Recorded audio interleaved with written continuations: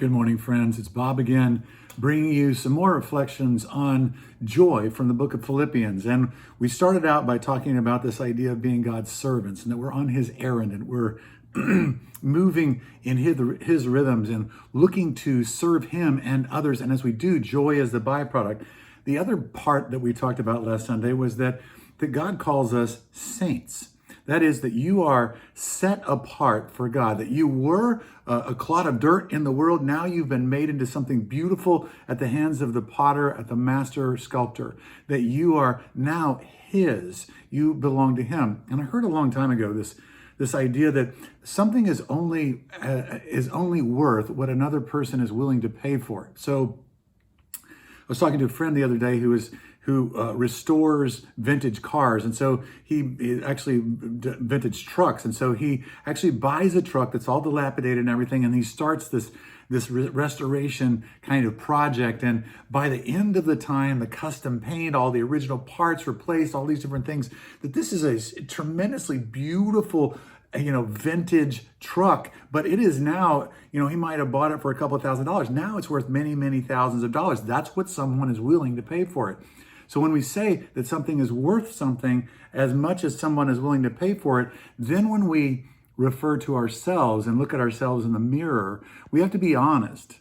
And if we're really being honest, not honest with the world, but honest with God, God says, I was willing to pay for you with the life of my own son. That's the statement of your worth to God. I love the way that Paul says this in Romans chapter 5. He says, for while we were still helpless, at the right time, Christ died for the ungodly. For rarely will someone die for a just person, though for a good person, someone might even dare to die. But God proves his love for us in that while we were still sinners, Christ died for us. That while we were still in our sin, that the Lord came after us. We were that valuable, that you have not gotten less valuable to God after you've put your trust in Christ, that God sees you as valuable, and that value as you own that, wait a minute, the God of the universe loves me. He delights in me like he delights in his son. That creates joy. It is the foundation of joy. You are that valuable to the God of the universe, and he knows you best. He knows everything about you, and you are still valuable enough to him to send his son to rescue you at the price of his very own life.